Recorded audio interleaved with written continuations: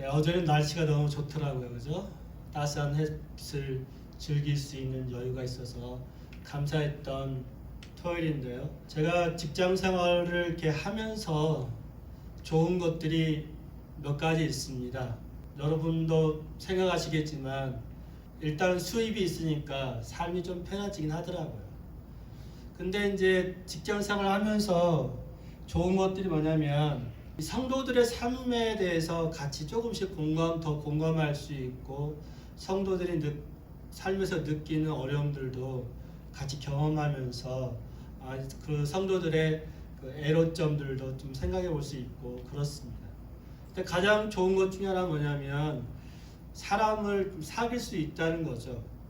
특별히 목사로서 그냥 목회만 한다면 아마 사람과의 관계들이 어느 정도 그 선이 있고 한계가 있을 텐데 직장을 생활하면서 새로운 사람들을 계속 접하게 되고 지난 주간에는 이제 그 필리핀 친구를 저희 초대해 가지고 같이 장기도 두고 그렇게 했습니다. 그 친구가 그 서양 체스를 좋아하더라고요. 그래서 저한테 계속 체스를 2장 해가지고 한번 갔었는데 장기 이야기가 나오다가 장기를 그 친구 오도하고 저도 이제 몇 년 만에 장기를 같이 두면서 이제 이야기도 하고 정보도 얻게 되고 그런 관계를 맺고요.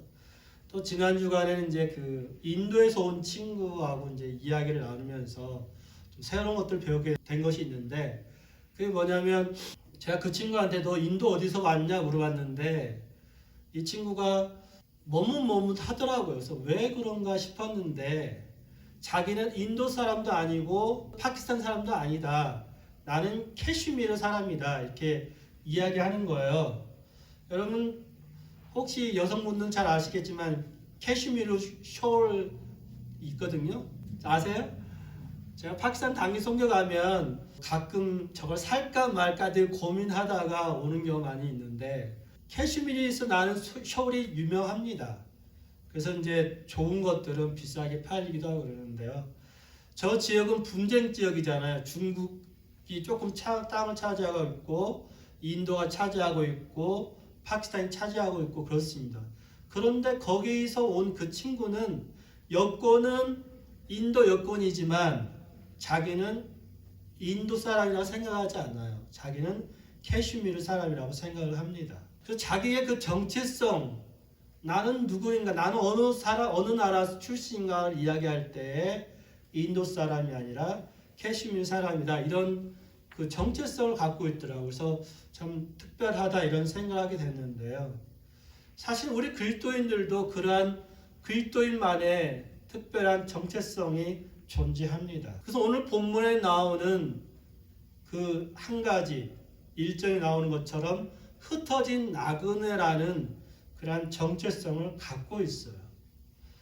기본적으로 이 흩어진 나그네는 유대인들이 예루살렘이나 유대 지역을 떠나서 다른 땅에 가서 살 때에 흩어져 살 때 그들을 흩어진 나그네, 디아스포라라고 말합니다. 그렇지만 좀 더 넓은 의미를 생각할 때 이 디아스포라는 이 흩어진 나그네들은 천국을 향해 살아가는 모든 그리스도인들을 지칭하는 것이 디아스포라입니다.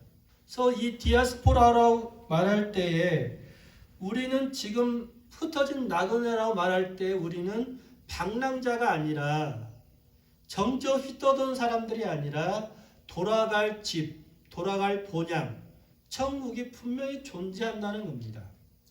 그래서 우리의 삶은 방향이 있고 목적이 있다는 거예요.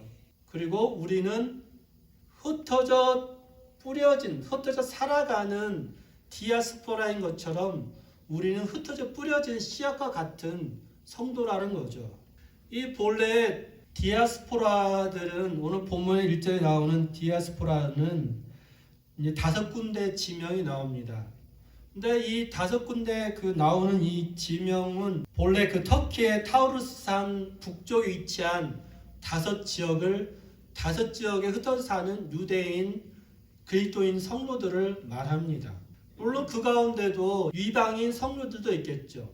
그렇지만 기본적으로 사도 베드로가 이 편지를 쓴 대상은 아마도 유대인들 그리스도인일 가능성이 많이 있습니다. 왜냐하면 사도행전 우리가 2장에 보면 오순절 성령 사건이 일어났습니다. 거기에 보면 오순절 성령이 임할 때에 여러 각 지역에 온 사람들의 그 방언으로 성령 충만을 받은 사람들이 방언을 하게 되죠. 거기에 나오는 그 지명의 이름들이 많이 겹칩니다. 그러면서 거기 왔던 사람들이 오순절 성령 사건을 경험하면서 사도 베드로의 설교를 들었죠. 메시지를 듣고 3,000명이 예수를 믿게 됩니다. 그 사람들이 다시 고향으로 돌아가 가지고 자기 살았던 본도나 혹은 갈라디아나 가파도기아나 이런 곳 돌아가서 그 오순절 성령 사건이 있었던 이야기를 했을 것이고, 또한 자기들이 경험한 성령의 은혜를 따라서 교회를 시작했을 것이고 복음을 전했을 것입니다. 그래서 그 흩어져 있는 교회들에게 사도 바울이 편지를 보냈을 거라고 추측을 합니다. 우리가 사도행전 18장에 보면 아굴라라는 사람이 나오는데요. 이 아굴라도 보면 본도 태성입니다. 오늘 본문 1장에 나오는 것처럼 본도라는 그 지역에서 온 사람이 바로 아굴라도 그 중에 한 사람입니다. 그만큼 사도행전 2장에서 있었던 오순절 사건으로 말미암아 많은 사람들이 예수님을 만나게 되는, 그리고 교회가 생겨나는 일들이 있었습니다. 그 한 예로 지금 사도 베드로가 이 편지를 로마에서 편지를 썼는데, 로마에 있는 교회는 어느 특정한 사람이, 어떤 특정한 사도가 로마 교회를 세운 것이 아닙니다. 아마도 오순절 성령 사건을 경험한 그런 성도들이 로마로 돌아가서 거기에서 교회를 시작했을 거고, 그래서 교회가 시작된 것으로 추측을 합니다.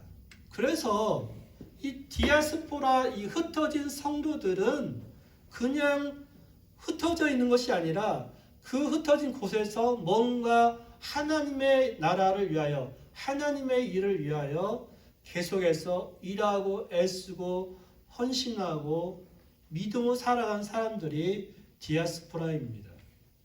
이 디아스포라는 그 단어는 흩어지다, 뿌리다, 합성어입니다.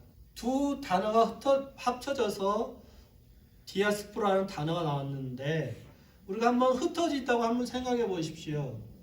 흩어진다는 표현 속에서 우리는 조금 어쩌면 부정적인 의미를 생각할 수 있지만은, 흩어진다는 것은 쓸모없이 버려지는 것이 아니라, 우리가 퍼즐 게임을 해도 흩어놔야지만이 퍼즐을 맞출 수 있고, 뭐 카드 게임을 하든 아니면은 뭐 아직도 화투에 손을 못 대신 분들 화투 게임 하더라도 흩어놔야지만이 잘 섞일 수 있습니다. 그렇죠?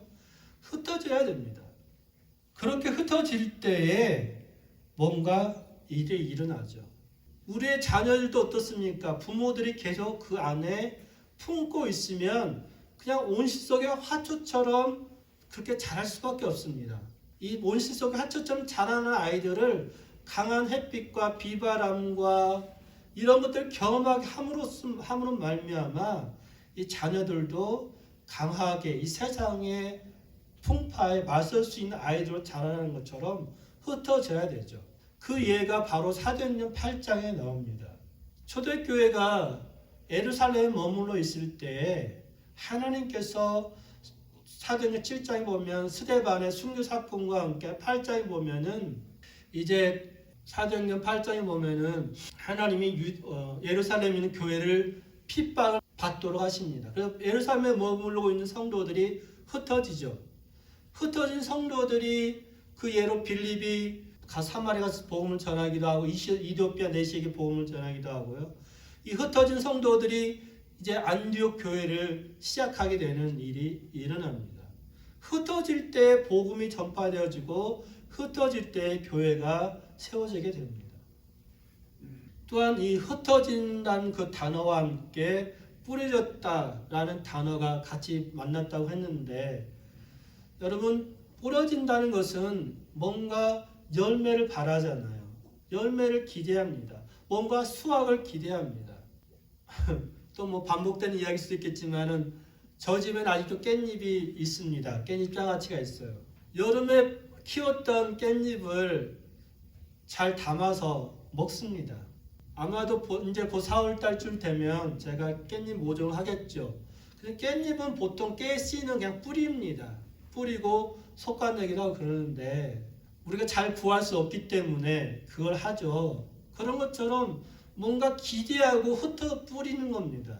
주님이, 하나님이 이 이스라엘 백성들을 흩어 뿌리는 말미암아 흩어진 곳에서 교회가 생겨나게 되고 그곳에서 복음이 퍼져나가게 되었습니다.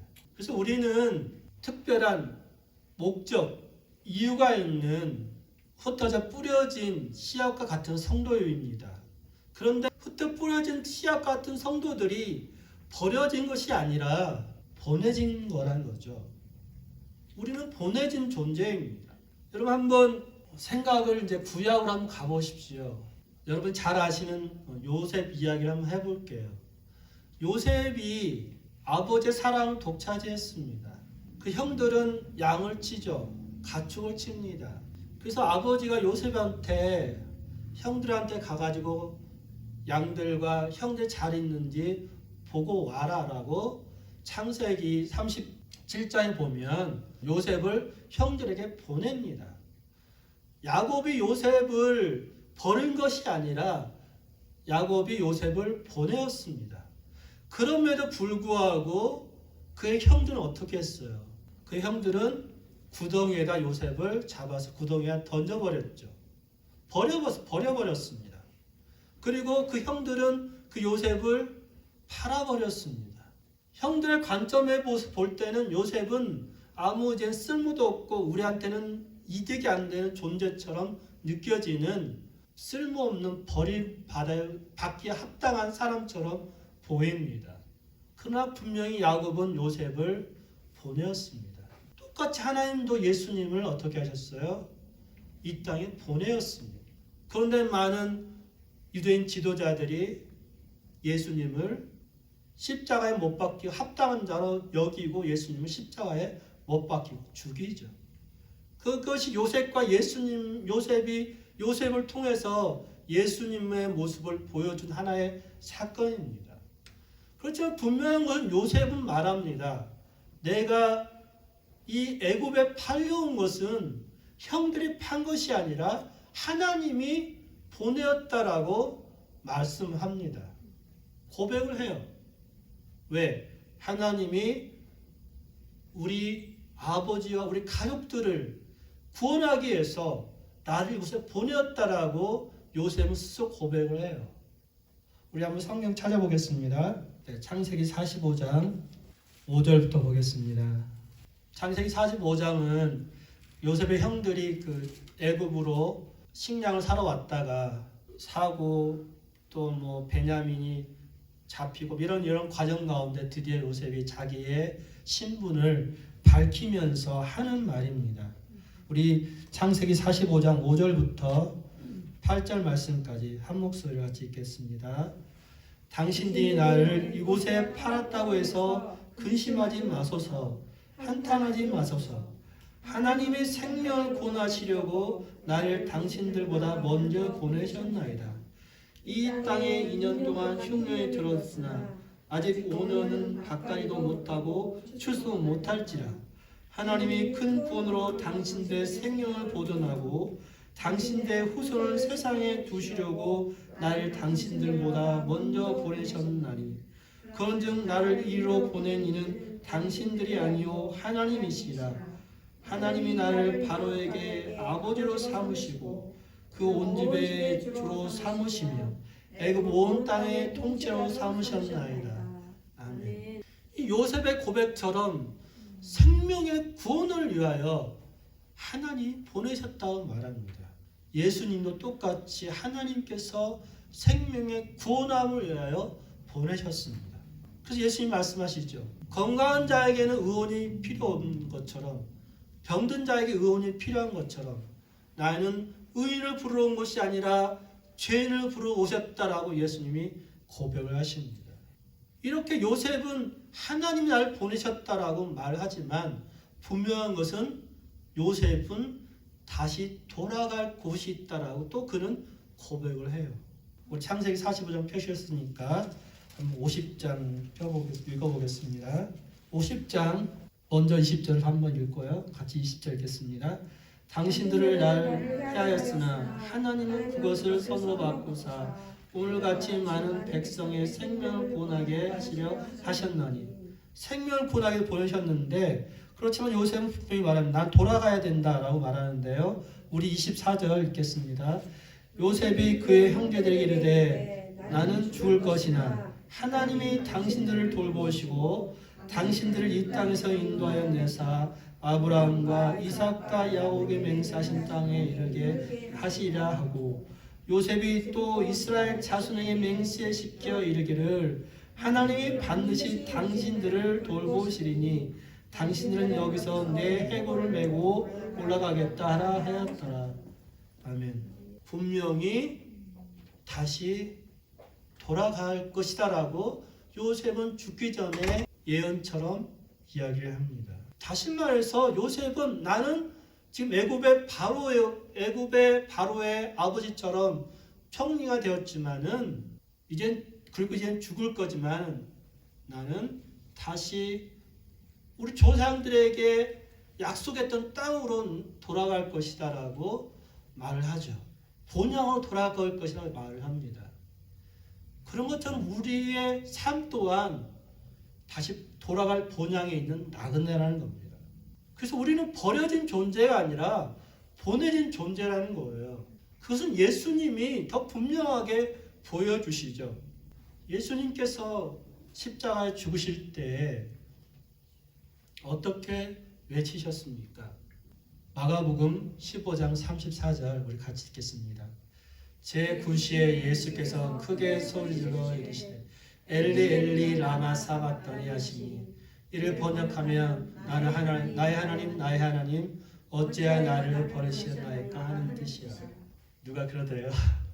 엘리 엘리 라마 사박다니를 엘리 엘리 라면 사 먹다니 이렇게 생각난다는데, 이 심각한 상황 속에서 그런 농담이 나오는 것 참 그런 상황이 아닌데요.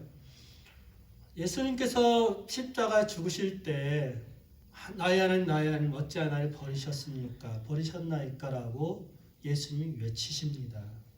예수님이 정말로 십자가의 고통 속에 죽을 때 왜 나를 버리십니까라고 외치지만, 그렇지만 분명한 것은 하나님 그를 보내셨고 하나님의 마음이 어쩌면 바로 이 마가복음 그 후에 나옵니다. 무슨 말인가 하면 마가복음 15장 38절에 보면 예수님이 죽으시자 성소의 휘장이 갈라집니다. 위에서부터 아래로 찢어집니다. 그것은 예수님의 죽음으로 말미암아 하나님께 바로 갈 수 있는 길이 열린 거죠. 그렇지만 한편 생각해 보면 어쩌면 하나님의 마음이 드러나 있는지도 모르겠습니다. 이건 제 생각이지만 성전의 휘장이 갈라졌다는 것은 하나님이 죄에 대해서 혹은 사단에 대해서 분노하시며 그 죄의 고통을 찢으시는 그런 사건이 어쩌면 성소의 휘장을 찢으시는 사건이 아니실까, 이런 생각을 해봅니다. 당신의 아들이 죽음으로 말미암아 죄에 대해서 사단에 대해서 하나님이 분노하시면서 이젠 내가 그 죄를 이겼다. 이젠 죄 때문에 죽을 일 없다. 내가 죄로부터 해방되어지고 나에게 올 수 있는 길을 이제 내가 열어주겠다라고 하시면서 하신 행동이 성전의 휘장을 찢으신 사건이라고 저는 봅니다. 그래서 우리는 예수님은 버림받은 분이 아니라, 우리는 버림받은 사람들이 아니라 바로 복음을 위하여, 하나님의 사랑을 위하여 보내진 특별한 존재라는 것을 여러분 믿음으로 고백하시기를 바랍니다. 그런데 여러분, 그럼에도 불구하고 우리의 삶을 보면 어쩌면 때때로 기근과 같이 느껴질 때가 있습니다. 내 심령이 메마르고 내 영혼이 메마르고 황폐할 때가 있다는 거죠. 고난의 연속 가운데 낙심되어지고 가족 중에 누가 아프거나 혹은 자녀가 어떤 장애를 얻을 때 하나님 왜 이러한 고통을 당합니까? 왜 이러한 고난 가운데 내가 살아가야 됩니까? 낙심하게 되고 그 어려움 때문에 하나님의 뜻을 찾고 매달려 봤지만 너무나 힘들고 때로는 믿음에 떠나는 경우도 존재하죠. 예레미야 선지자가 예레미야 14장 19절에 보면 이렇게 고백합니다. 우리 같이 읽겠습니다. 주께서 유다를 온전히 버리시나이까? 주의 심령이 시온을 싫어하시나이까? 어찌하여 우리를 치시고 치료하지 아니하시나이까? 우리가 평강을 바라도 좋은 것이 없고 치료를 기다리다 두려움만 보이나이다.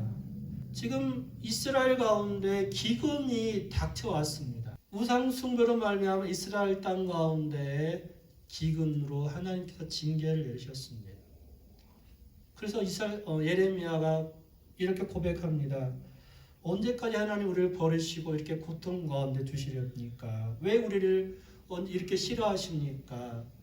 우리는 치료해달라고 구하고 있고 하나님의 얼굴을 구하고 있는데 평강도 없고 두려움만 있습니다라고 고백하죠. 그 이어서 계속 말씀을 보면 예레미야 그런 표현을 합니다. 기근 때문에 물이 없어가지고 물을 구하러 간 종들이 아무것도 없이 돌아옵니다. 마치 우리 한번 생각해 보십시오. 이 팬데믹 때문에 일자리 잃은 사람들이 이제 이력서를 내고 면접을 보았지만은 거절당하기도 하고 이런 것처럼 부끄러운 얼굴로 가족 앞에 돌아오는 상황도 발생하기도 하고요. 암사슴이 풀이 없어서 자기 새끼를 버립니다. 새끼를 돌볼 수가 없는 거예요. 기근 때문에. 가난 때문에 부모들이 자식을 학원에 보내지도 못하고 심지어 학교 등록금 못 내기도 하고 이런 사건이 사실은 벌어지기도 합니다. 들나귀가 풀이 없어서 속된 말로 눈이 해롱해롱합니다. 먹을 것이 없기 때문에, 굶주림 때문에, 가난 때문에 들나귀가 눈이 흐려지는 것처럼 우리의 삶이 이 가난 때문에 먹을 것이 없어서 영양 부족이 될 수도 있고 아니면 쓰러질 수도 있고 병을 겨울 수도 있고 그런 것이 우리 삶 가운데 닥칠 수도 있다는 거죠. 하나님 우리를 보내셨는데 왜 이러한 기근과 같은 어려움이 닥칩니까? 특별히 오늘 베드로 전서의 그 수신자들은 베드로 전서를 읽는 그런 성도들은 네로의 핍박 속에 있습니다. 여러분 잘 아신 것처럼 네로가 로마에 불을 질렀다고 그러는데 그것은 낭설인 것 같고요. 시상이 떠오르지 않아서 로마에다 불을 질렀다. 그래서 그 책임을 그리스도인들한테 전가시키기 위해서 전가시켰고 그리스도인들이 핍박을 받았다고 그러는데 아마 그 당시에 네로는 다른 곳에 가 있었습니다. 그래서 네로가 불을 지른 건 아닌 것 같은데 아무튼 세계 3대 화재 가운데 하나가 그 당시 그 로마의 화재 사건인데요. 이 로마의 화재 사건 때문에 많은 그리스도인들이 핍박과 고난을 당합니다. 고난당하고 있는 성도들한테 지금 베드로가 편지를 보내요. 이런 핍박 가운데 있는 성도들한테. 왜 하나님 우리가 그런 애매한 핍박을 당합니까? 우리 삶도 마찬가지죠. 오늘 교회도 마찬가지입니다. 제가 조금 제 중심적으로 바라봤는지 모르겠지만은 교회가 무슨 그 코로나 바이러스의 그 확산의 온상기처럼 많이 보도되잖아요. 실제 교회가 코로나 이렇게 확산된 것은 4.7%라고 그럽니다. 통계를 보면. 보통 10사람을 무작위로 뽑았을 때 한 사람 다 코로나 바이러스에 걸려 있습니다. 그게 한국의 상황인데 그럼 10%가 넘잖아요. 기본적으로 다. 근데 교회만 그 원인인 것처럼 많이 모함을 하고 몰아붙입니다. 그럼에도 불구하고 교회는 그런 핍박, 그런 모함을 감수해내야 됩니다. 사실은. 왜냐하면 어쩌면 자업자득이기 때문에 그렇죠. 교회가 교회로서의 그 사명을 감당하지 못하였기 때문에 받는 그러한 핍박일 수 있다는 거죠. 우리 삶이 하나님 보내셨는데 때때로 기근처럼 메마른다는 것은 고난이 있을 수도 있지, 고난 때문일 수도 있지만, 혹은 우리 삶이, 우리 신앙이 매너리즘에 빠져가지고 그럴 수도 있습니다. 그냥 타성에 젖었기 때문에 우리의 삶이, 우리의 신앙이 메마르고 기근과 같은 상황에 처해 있을 수도 있다는 거죠. 여러분, 저 그림 한번 보십시오. 저는 그림에 대해서 별로 이렇게 조예가 있는 사람은 아니지만, 뭐가 보이십니까, 여러분? 목이 되게 길지 않습니까, 여러분? 좀 성모 마리아의 마리아가 아기 예수를 안고 있는 모양인데요. 아기를 한번 보십시오. 되게 이렇게 길잖아요, 그죠? 마리아의 목도 어때요? 되게 길죠. 원근감이 있습니까? 이게 이제 원래 매너리즘이라는 그것이, 여러분 매너 아시잖아요, 매너, 그죠? 예의, 태도, 이런. 이게 하나의 방식. 그러니까 특정한 기법이나 방식을 따라서 작업하는 것이 본래 매너리즘이에요. 근데 특정한 방식이나 기법을 따라서 하다 보니까 이게 어떻게 됩니까? 독창성이 없죠. 계속 특정한 방식을 따라서 하다 보니까, 되풀이하다 보니까 독창성도 없고 신선한 맛이 없잖아요. 그래서 매너리즘이 나온 겁니다. 우리 신앙이 어쩌면 저런 매너리즘에 빠져갔기 때문에, 타성에 젖어있기 때문에 은혜가 없을 수 있다는 거죠. 그냥 오늘 우리가 찬양을 드렸던 것처럼 모든 것이 그냥 당연한 것처럼 느껴질 때에 은혜가 없는 거죠. 감사할 때는 정말 하나하나의 감사를 찾으면 은혜가 있고 감격이 있는데, 당연한 것처럼 생각하면 고마움을 못 느끼는 거죠. 우리 신앙에 있어서도 마찬가지입니다. 정말 내 안에 고난을 떠나서 내 신앙이 타성에 젖어 있다면 그다음 매너리즘부터 벗어날 때가 되었습니다.